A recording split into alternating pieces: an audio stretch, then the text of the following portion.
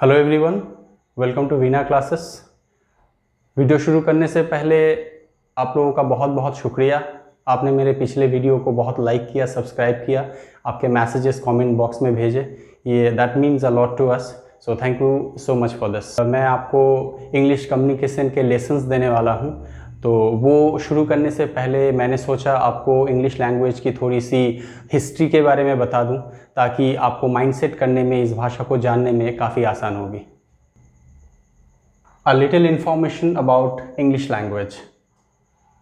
What is language? कोई भी भाषा शुरू करने से पहले हमें सबसे पहले जानना पड़ता है भाषा है क्या।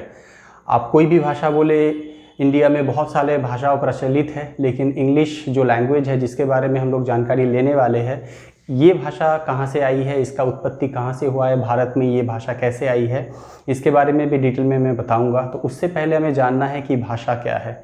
एक छोटी सी पॉइंट मैंने यहाँ आपके लिए लिखा है, अ प्रोसेस ऑफ इंटरेक्शन और communication, a process of express your feelings और emotions, a media to open up in front of someone. इसका मतलब होता है कि हम अपने मन के भावनाओं को अगर किसी के साथ शेयर करें, या फिर हमारे सोच को किसी के साथ हम शेयर करें, या फिर हमारे मन में जो भावनाएं हैं, हमारे जो सोच है, हमारे आइडियाज़ है, हमारे कॉन्सेप्ट को लोगों के साथ कैसे हम इंटरेक्ट करें, इसी को भाषा कहा जाता है। आप लोगों को दिख रहा है बोर्ड पर दो व्यक्ति एक दूसरे के अपने फीलिंग्स को, अपने जो अनुभव है, अपने जो मन के विचार है, उसको शेयर कर रहे हैं अपने भाषाओं के जरिए। तो ये जो फीलिंग्स है, इसी को हम भाषा बोल रहे हैं। तो coming down to our next slide, history of this language. अब इस भाषा की हिस्ट्री अर्थात इतिहास के बारे में थोड़ा बहुत जान लेते हैं हम लोग। So just to know about history we need to get little back in our past times. हमें हमारे पुराने दिनों में थोड़ा सा जाना पड़ेगा। जैसे कि आप लोगों को पता होगा कि भारत में ब्रिटिश जो आए थे, well they just came here with a different sort of purpose. They just came here for a purpose of business. वो व्यापार के सोच के साथ हमारे देश में आए थे, लेकिन बाद में वो हमारे देश के ऊपर they started rule on us. वो हमारे देश के ऊपर, हमारे ऊपर वो शासन करने लगे। धीरे धीरे उन्होंने अपनी भाषा को, यानी इंग्लिश को, ब्रिटिश के जो अपनी भाषा है, अपनी मदर टंग है, वो हमारे देश के हर स्कूल, वो प्राइमरी स्कूल हो, सेकेंडरी स्कूल हो या हाई सेकेंडरी स्कूल, हर जगह में उन्होंने इस विषय को कंपलसरी टास्क बनाया। इसके पीछे जो मेन कारण मुझे लगता है वो था कि भारत में, क्योंकि तब उस वक्त लिटरेसी जो थी वो काफ़ी कम थी, लोग उतने लिटरेट नहीं थे इंग्लिश के बारे में। Starting from 18 to 57, as I said about till 1947, the government of British government rather, like they implemented that particular language almost in all the schools. तो लोग उसको ज़्यादा पढ़ने लगे, हर जगह, हर प्रांत के, भारत के सभी लोग, सभी स्कूल में इसको इम्प्लीमेंट कर दिया गया। और ऐसे ही स्कूल में क्योंकि ये सब्जेक्ट पढ़ाया गया, तो लोग इसके बारे में ज़्यादा जानते गए, और ऐसे ही ये जो भाषा है भारत में काफ़ी पॉपुलर होती गई। जैसे कि मैंने बोला, क्योंकि इस भाषा को लिटरली हर जगह इम्प्लीमेंट किया गया था, इसको अंग्रेज़ों ने एक कोर्स सिलेबस जैसा बना दिया था स्कूल में, ताकि तब के सभी लोग इस भाषा को, सभी बच्चे इस भाषा को सीख पाए, इसके बारे में जानकारी ले पाए। इसके बाद हम लोग आ रहे हमारे नेक्स्ट स्लाइड पर, how the Indian adopted this language. जैसे कि आप सभी को पता है 1947 में हमारा देश आज़ाद हुआ था। इसके बाद 1949 में हमारे देश में हिंदी भाषा को मान्यता दिया गया। इसे ही हमारी नेशनल लैंग्वेज का एक मान्यता दिया गया। और अंग्रेज़ी जो भाषा थी, इंग्लिश जो थी, उसको बॉयकॉट करने के बारे में कहा गया। Well, English was suppose to be terminated from the course syllabus. लेकिन इसके पीछे इंडिया के जो बाकी सारे स्टेट्स हैं, काफ़ी अपोज किया इस चीज़ को, जिसके चलते तब की जो सरकार थी, गवर्नमेंट थी, उन्होंने इंग्लिश लैंग्वेज को एज अ सेकेंडरी लैंग्वेज और एन ऑफिशियल लैंग्वेज उसको मान्यता दी।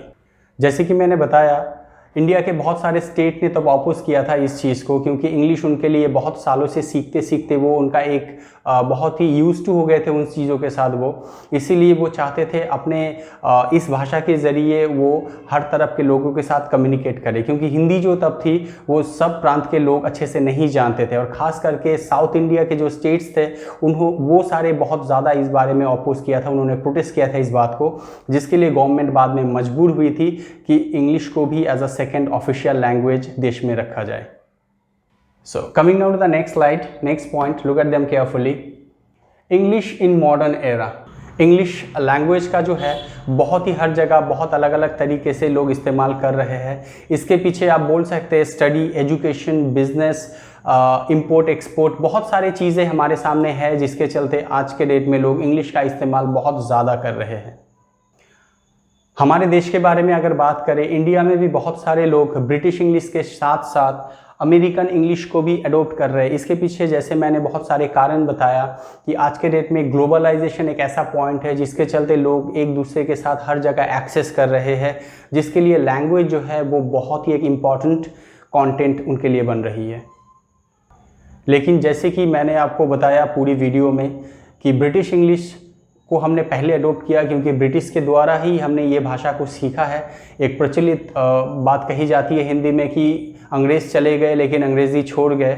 सो well at some point we can be little bit of thankful to them that this people before living this they just gave us a very small gift in disguise of English. और इसके चलते ही हम लोग आज सभी जगह हर जगह जहाँ पे ज़रूरत है हर लोगों के साथ इंग्लिश में बात कर रहे हैं। एक चीज़ का मैं और बोलना चाहूँगा कि मॉडर्न एरा में ब्रिटिश इंग्लिश और अमेरिकन इंग्लिश दोनों इंग्लिश का इस्तेमाल हो रहा है, लेकिन ज़्यादातर जैसे मैंने बताया कि ग्लोबलाइजेशन के चलते आजकल लोग ज़्यादा अमेरिकन इंग्लिश को भी अडोप्ट कर रहे हैं कि लेकिन ब्रिटिश इंग्लिश और अमेरिकन इंग्लिश में अंतर थोड़ा सा है, थोड़ा क्या बोल सकते बहुत सारा अंतर है। एक्सेंट का बोल सकते हैं, प्रोनाउंसिएशन, वोकेबलरीज, ग्रामेटिकल एस्पेक्ट्स जो इस पे ऊपर भी बात करें, इन दोनों में काफ़ी अंतर है। लेकिन मेरे आने वाले वीडियोस में आपको मैं ब्रिटिश इंग्लिश के बारे में ही पढ़ाने वाला हूँ। लास्ट में आपको थोड़ा सा इंग्लिश के जो एकदम इनिशियल्स है, एकदम शुरुआत है, जो आप बहुत भली भांति जानते हैं, बहुत अच्छे से जानते हैं, उसके बारे में थोड़ा सा आपको बता दूँ। सो अल्फ़ाबेट ये हमारा पहला स्टेप है। जैसे कोई बच्चा जब चलने सीखता है तो वो घुटनों के बल चलना पहले शुरू करता है। सिमिलरली अल्फ़ाबेट जो है वो एकदम इनिशियल शुरुआती है हमारे इंग्लिश के, जहाँ पे मैंने यहाँ पे लिखा है वावेल एंड कॉन्सोनेंट। आपको बस थोड़ा सा बता दूँ कि probably most of you are just pretty aware about that vowel and consonant, but despite of this I am just getting a little bit ideas on this. As we all know that there are only 26 letters we have in an alphabet. Out of this, A, E, I, O and U. These 5 letters are called vowels and rest of these 21 are called consonant letters. अब ये Wavell क्या है और consonant क्या है, मैं आपको मेरे आगे आने वाले वीडियो में ये सारी चीज़ों के बारे में डिटेल बताने जा रहा हूँ।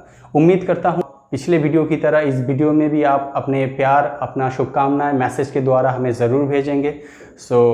मैं चाहता हूँ आप मेरे वीडियो को बहुत ज़्यादा से ज़्यादा सब्सक्राइब करें, लाइक करें और शेयर करें ताकि आपके चाहने वाले भी इस वीडियो से अपना जो है बेनिफिट ले पाए। Thank you so much. जय हिंद।